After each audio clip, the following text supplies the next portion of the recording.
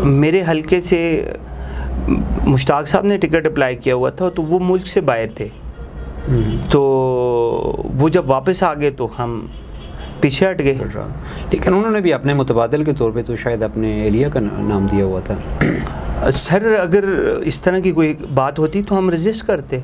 देखिए हम मुश्ताक साहब की कदर इसलिए करते हैं उनकी, उन्होंने पार्टी के लिए स्ट्रगल की हुई है, पार्टी के लिए कोशिश की है। अभी तो काफ़ी अरसे से खामोश नहीं, कोई नाराज़ है क्या? असल में मीडिया में नज़र नहीं आ रहे, बाकी नाराज़ नहीं है कोई।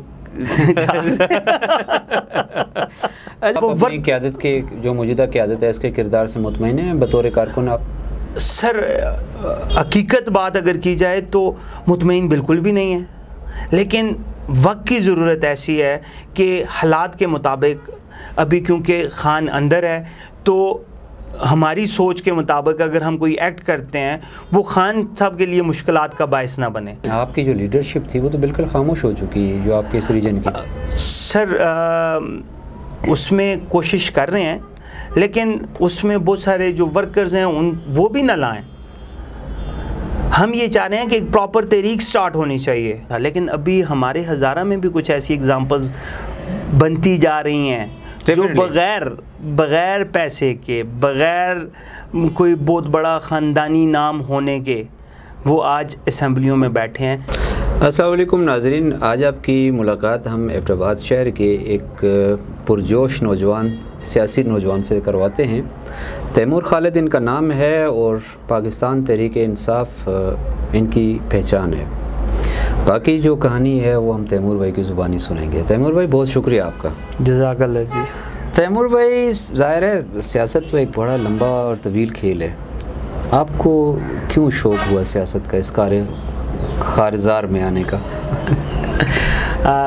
बिल्कुल सफ्तर भाई, वो कहते हैं ना कि कुछ लोगों की मिट्टी जिस चीज़ से बनी होती है वो साइड पे मतलब खमीर में था वो, बस कुछ खमीर ऐसा था, कुछ हम ऐसे थे, बस इस साइड पे निकल आए, सियासत में आ गए। कब पहली दफ़ा आपने कब मतलब शऊरी तौर पे यार मैं सियासी बनना है मैंने? सर शऊरी तौर पे तो ये नहीं हुआ, लाशऊरी तौर पे हुआ है। और बहुत बचपन से छोटा सा था, कोई मस्जिदों में प्रोग्राम होता, कोई इलाके में कोई प्रोग्राम होता तो सारा कुछ छोड़ के प्रोग्राम में पहुंच जाता। तो बस करते कराते जब कॉलेज में पहुंचे तो वहाँ पे स्टूडेंट्स ऑर्गेनाइजेशंस काम कर रही थी और उनमें जो सबसे बेस्ट मुझे लगी वो ISF लगी। तो वहाँ से मैंने तकरीबन 2007-8 से ऑनवर्ड ISF के साथ जुड़े रहे एज अ कारकुन। तो पार्टी ने भी सपोर्ट किया, स्पेस बनती गई, आगे निकलते गए, ना पार्टी ने हमें छोड़ा ना हमने पार्टी को छोड़ा। आगे ज़ाहिर है एक जब कोई भी इंसान या एक मुतासर करता है कोई शख्सियत जिसको देख के बंदा कोई फ़ैसला करता है, हमने इश्क करना है, हमने शायरी करनी है, हमने सियासत करनी है। सफ्तर भाई बेसिकली हम जिस माशरे में पले बढ़े हैं ना, तो उस माशरे में इंसानों के कद काठ देख के उसके पीछे जाया जाता था ना। तो मैं एक दफ़ा मेरी मुलाकात हुई शुरू के दिनों में खान साहब के साथ, उसमें बीच में ऑन ऑफ पार्टी किसी प्रोग्राम में चले गए, बीच में ना चले गए, कोई ऐसा इशू नहीं था, ना इतना लगाव था। फर्स्ट टाइम जब खान साहब के साथ डायरेक्टली मुलाकात हुई तो खान साहब का बिहेवियर, खान साहब का जो कद काट था, मैं समझता हूँ कि हमारे इस मुल्क उनकी जो पर्सनैलिटी है हमारे मुल्क में शायद ही कोई ऐसा शख्स हो कि जिसकी खान साहब के साथ दूर बराबर की भी पर्सनैलिटी हो। मुझे नहीं लगता कि कोई भी ऐसा शख्स है जो खान साहब जितनी ऊंचा कद काट रखता हो। तो एक प्रोग्राम में खाना साथ था, तो उसमें खान साहब के साथ डायरेक्टली खाने का जो इत्तेफाक हुआ, उस इत्तेफाक में खान साहब ने ये समझ लें कि दिल लूट लिया। और वो जो पर्सनैलिटियों का क्रेज़ था, जो हम ये समझते थे कि कोई शख्स है वो ऊंचा है, कुछ नीचा है, मतलब वो जो हमारे हाँ, एक बिल्कुल माशरे का तस्वर है, उस तस्वर ने ही वो जो पिक्चर थी वो पिक्चर ही खान साहब के बाद मिलने से टूट गई।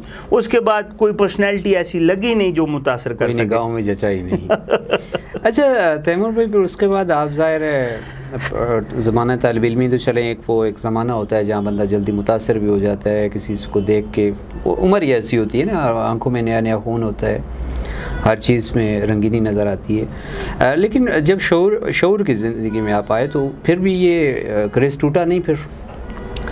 असल में सफ्तर भाई,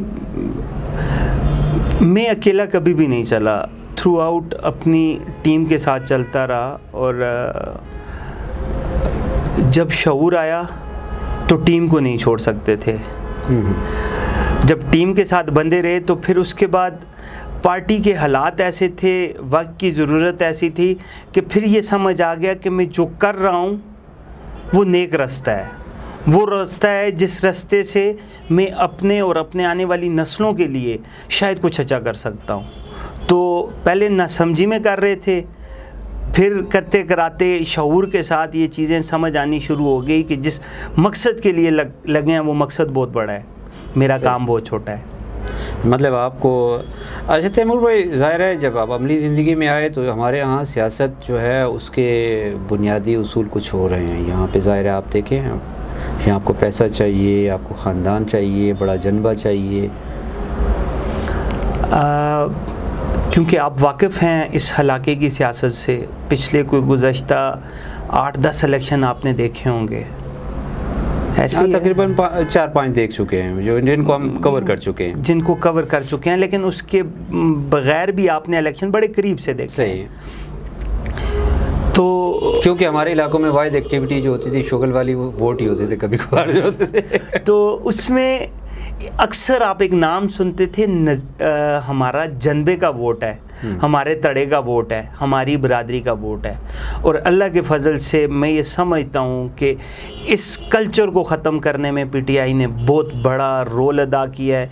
जो तसब की फ़ज़ा थी, जो नफ़रत की फ़ज़ा थी, उसको हमने ख़त्म कर दिया है काफ़ी हद तक। बाकी जो थोड़ी सी उसमें जान बची है, इंशाल्लाह उसको भी नहीं छोड़ेंगे, उसको भी ख़त्म करेंगे। आपको यकीन है कि वो हो जाएगी?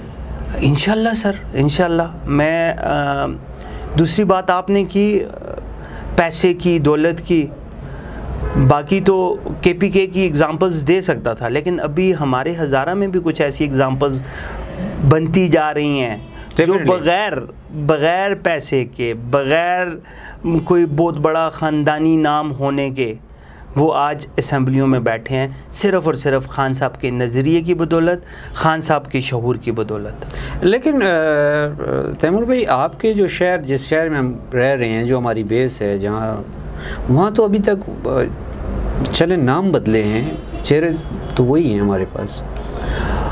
सर कल्ट जो सियासत का, सर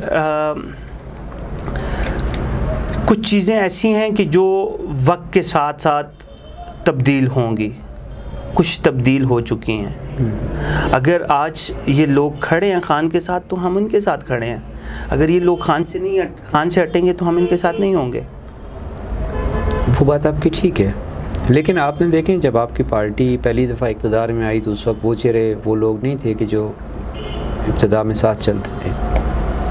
फिर दूसरी दफ़ा जब इक़्तिदार में आई पार्टी तो फिर भी वही सूरत हाल थी। मतलब आप लोग या कारकुन तो नहीं था ऊपर? सर एकदम से स्पेस आपको नहीं मिलती, मेहनत करनी पड़ती है, कोशिश करनी पड़ती है। क्योंकि आप मेरे नज़दीक आप एक उसकी मेरे लिए एक बेहतरीन मिसाल हैं, जिन्होंने एक डाई हार्ड किस्म के वर्कर हैं। आप आगे बढ़ते रहे, लेकिन सीट पे तो, स्टेज पे तो कोई और था। सफ्तर भाई, स्टेज, ओहदा, सीट, जो पीटीआई का जेन्युइन आदमी होगा ना, उसके अंदर आपको सीट मफाद की सियासत नज़र ही नहीं आएगी। वो तो एक इश्क वाली कैफियत है ना। मैं ये समझता हूँ कि मैं कस्टोडियन हूँ अपनी जमात का, मैं मुहाफ़िज़ हूँ अपनी जमात का, मैं सिपाही हूँ इमरान खान का। जब भी मौका मिलेगा, जब भी लगेगा कि मेरे लीडर को मेरी ज़रूरत है, तैमूर खालिद वहाँ पे खड़ा होगा। इस चीज़ से कोई कंसर्न नहीं है सामने कौन खड़ा है, लेकिन एबटाबाद के अंदर आप ऐसे चेहरे आहिस्ता आहिस्ता देख रहे हैं जो पिछले 30-40 साल की जो सियासत थी उनको तब्दील करने में, उनको चेंज करने में जो बहुत बड़ा किरदार है वो पीटीआई का है।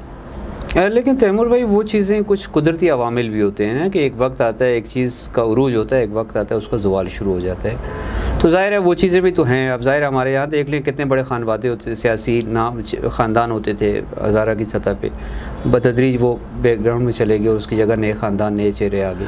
असल में सर मुझे अक्सर ये लगता था कि जो ख़ानदान हैं, जिन्हें आप कह सकते हैं कि जो ख़ानदान एक अरसे से सियासत कर रहे हैं, हाँ, बाप हटा बेटा आ गया, बेटा हटा पोता आ गया। ठीक है, मैं ये समझता हूँ ना कि उन्होंने अपने आबाओ अजदाद के असूलों को नहीं छोड़ा। जिस बेटे ने अपने वालिद के असूल छोड़े और मफाद की सियासत के पीछे लग पड़ा, वो नाकाम हुआ है। ये मिसालें आपके सामने हैं। बहुत बड़े बड़े ख़ानदान आज तबाह बर्बाद हो गए हैं और कुछ ख़ानदान ऐसे हैं कि जिनके वालिदैन स्ट्रगल कर रहे थे लेकिन वो अपनी स्ट्रगल में कामयाब नहीं हुए, उनकी औलादों ने आके उस चीज़ को कामयाब किया। तैमूर भाई, ज़ाहिर है सियासत, जब इंसान सियासत से बाहर होता है तो वहाँ उसके तसव्वुरात, ख़यालात कुछ और होते हैं, और जब उसमें प्रैक्टिकली इन्वॉल्व होता है तो वहाँ दुनिया कुछ और होती है, वहाँ उसके उसूल ज़ाब्ते कुछ और होते हैं। आपका तजर्बा क्या रहा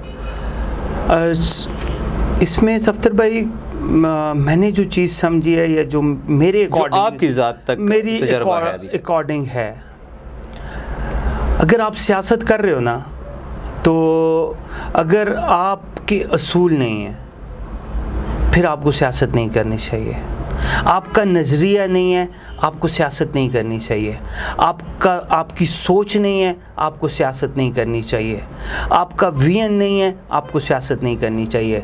आपका कोई मकसद नहीं है, आपको सियासत नहीं करनी चाहिए। सियासत एक नज़रिए के साथ, एक सोच के साथ, एक विजन के साथ होती है। शख्सियात के साथ सियासत नहीं होती।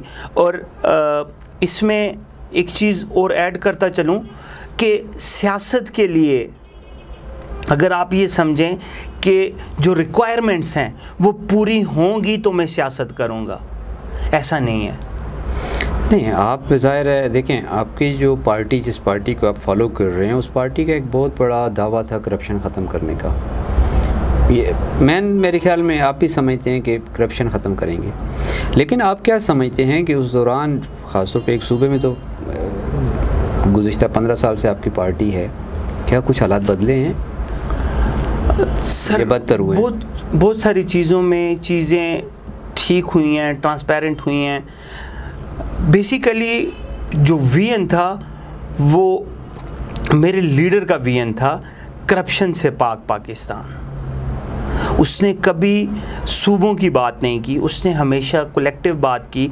उसने जब भी बात की मेरे पाकिस्तानियों करके बात की। इसमें सफ्तर भाई, हालात जहाँ तक बेहतर या ना बेहतर होने की बात है, कुछ चीज़ों में हमें क्रेडिट देना पड़ेगा। आज से पहले जो शख्स ट्रक लिख सकता था उसको गवर्नमेंट उस्ताद भर्ती कर दिया जाता था। मिसालें हैं, बहुत सारे लोग ट्रक लिखने वाला। अब एक शख्स जिसने ट्रक लिख दिया वो आपके मुआशरे को क्या बनाएगा? लेकिन खान साहब ने प्योर मेरिट का निज़ाम लेके आया आपके एजुकेशन सिस्टम में। एजुकेशन सिस्टम के अंदर आप उठा लें, कहीं से भी कोई टीचर ये नहीं कह सकता कि मैं पैसों की बेस पे भर्ती हुआ हूँ, मैं सिफारिश की बेस पे भर्ती हुआ हूँ, या मैं अपने वालिद के कोटे पे भर्ती हुआ हूँ। वो सिर्फ़ और सिर्फ भर्ती हुआ है मेरिट की बेस पे। जब जो शख्स मेरिट की बेस पे भर्ती हुआ है उसके अंदर 99% अगर ना हुआ तो 80% अल्लाह का खौफ उसके दिल में होगा। वो जिन बच्चों का मसीहा बनेगा उन बच्चों को किसी मुकाम पे पहुंचाएगा। मुआशरा बनाने के लिए हमें टाइम चाहिए। अगर हम ये समझते हैं कि 1 महीने के अंदर ये मुआशरा तब्दील हो जाएगा, ये कौम तब्दील हो जाएगी, तो ये कौम कभी भी तब्दील नहीं होती। आप बतौर तालिब इल्म, आप अपनी पार्टी जो इस वक्त जिस सूरत हाल में पहुँची हुई है, एक बतौर कारकुन, आप क्या समझते हैं कि इसकी वजूहत क्या थी? सर जेन्युइन बात करूँ ना, इमरान खान ने आम आदमी की बात करना शुरू कर दी थी, मेरी बात करना शुरू कर दी थी, आपकी बात करना शुरू कर दी थी। उसका जो इंसाफ सेहत कार्ड था वो आम आदमी के लिए था, किसान कार्ड आम किसान के लिए था, तालीम कार्ड जो था वो आम आदमी के लिए था। जब आपका आम आदमी स्ट्रेंथन होगा तो ऊपर बैठे लोग कभी भी ये नहीं चाहेंगे कि आम आदमी, क्योंकि अगर मैं स्ट्रेंथन हो गया तो मैंने किसकी ग़ुलामी करनी है, मेरे जहन में शऊर आ गया तो मैंने किसको जी हुजूरी करनी है। अच्छा, आपने अभी थोड़ी देर पहले कहा कि वो पार्टियां जो शख्सियात के इर्द गिर्द घूमती हैं वो कभी नहीं मतलब पायदार नहीं होती, यही आपका मतलब था? जी जी। लेकिन आपकी पार्टी का नज़रिया क्या है इस वक्त? आपकी ज़ाहिर है जॉइंट सेक्रेटरी हैं, आपने कारकुनों को तैयार करना है, उनकी नज़रियाती आपने तरबियत करनी है, तो क्या करेंगे आप उस पर? सर इसमें नज़रिया तो बिल्कुल क्लियर है, शोर शॉट नज़रिया है। हम ये चाहते हैं कि करप्शन से पाक पाकिस्तान हो, मेरिट की बुनियाद हो और निज़ाम की तब्दीली हो। अगर आप उठा के देखें, पाकिस्तान को बने तकरीबन आज 75-76 साल हो चुके हैं। 75-76 सालों के अंदर इस मुल्क का अपना आइन नहीं बना, जो आइन जिसको हम कह सकें कि इस्लामी जमहूरिया पाकिस्तान का आइन है। हम आज भी हमारा आइन वही है जो अंग्रेज़ दौर ने हमें दिया था। नहीं, ये 73 का आइन पाकिस्तान का आइन अपना। सर 73 का आइन पाकिस्तान का है, लेकिन उसी की बुनियाद पे है जो गोरे ने हमें दिया था। उसमें चंद शिकायत थी जिनको हम ये कह सकते हैं, जिसमें पाकिस्तान का नाम इस्लामी जमहूरिया पाकिस्तान हुआ या कुछ चीज़ें जो इस्लामी एस्पेक्ट से थीं उन चीज़ों को मॉडिफाई किया गया। लेकिन सर प्योर हमें मॉडिफाई की ज़रूरत नहीं थी। हमारा मुल्क नया बना है और नए मुल्क के साथ नया अपना कानून होना चाहिए था जो इस्लामी कानून के ऊपर होना चाहिए था। ये नहीं है कि आपने किसी और की किताब उठाई, उस किताब के अंदर से 5-7 चीज़ें अपनी लिख दी और उठा के फेंक दी कि जी ये इसका आथर में हूँ। इस तरह से नहीं होता। इस मुल्क के लिए अगर इस मुल्क को आगे लेके जाना है, क्योंकि ये मुल्क सियासी जदोजहद के ऊपर बना है, ये तलवार के ज़ोर पे नहीं बना। अगर आपने इस मुल्क को आगे लेके जाना है तो फिर सियासत के साथ ही ये मुल्क आगे जाएगा। अच्छा, ज़ाहिर है गुज़िश्ता तकरीबन 1 साल हो गया खान साहब को जेल में हैं और आपका रीजन बिल्कुल खामोश होता जा रहा है, क्या वजह है? आप क्या समझते हैं, ऐसा क्यों हुआ? सर आम जो पब्लिक है उसका ओपिनियन तो शायद मुझसे ज़्यादा बेहतर आप समझ सकते हैं। इस वक्त लोगों के दिल जले हुए हैं और आज इमरान खान के साथ लोगों की मोहब्बत शायद जितनी अपने वालिद के साथ मोहब्बत है उतनी मोहब्बत वो लोग खान साहब के साथ कर रहे हैं। इसलिए कर रहे हैं कि उनको लग रहा है कि ये शख्स अगर इक़्तिदार में आया तो हमारे लिए कुछ ना कुछ करके चला जाएगा। नहीं, आपकी जो लीडरशिप थी वो तो बिल्कुल खामोश हो चुकी है, जो आपके इस रीजन की। सर उसमें कोशिश कर रहे हैं, लेकिन उसमें बहुत सारे जो वर्कर्स हैं वो भी न लाएं। हम ये चाह रहे हैं कि एक प्रॉपर तहरीक स्टार्ट होनी चाहिए जो खान साहब की रिहाई के लिए अपनी पूरी एफर्ट करे। देखें, अपनी क़यादत के जो मौजूदा क़यादत है इसके किरदार से मुतमईन हैं बतौर कारकुन आप? सर हकीकत बात अगर की जाए तो मुतमईन बिल्कुल भी नहीं है, लेकिन वक्त की ज़रूरत ऐसी है कि हालात के मुताबिक अभी क्योंकि खान अंदर है तो हमारी सोच के मुताबिक अगर हम कोई एक्ट करते हैं वो खान साहब के लिए मुश्किलात का बायस ना बने, वरना आज पीटीआई का वर्कर उसको रोकना बहुत मुश्किल है। वो सिर्फ अगर रुकी हुई है तो वो सिर्फ तदबीर की वजह से रुकी हुई है।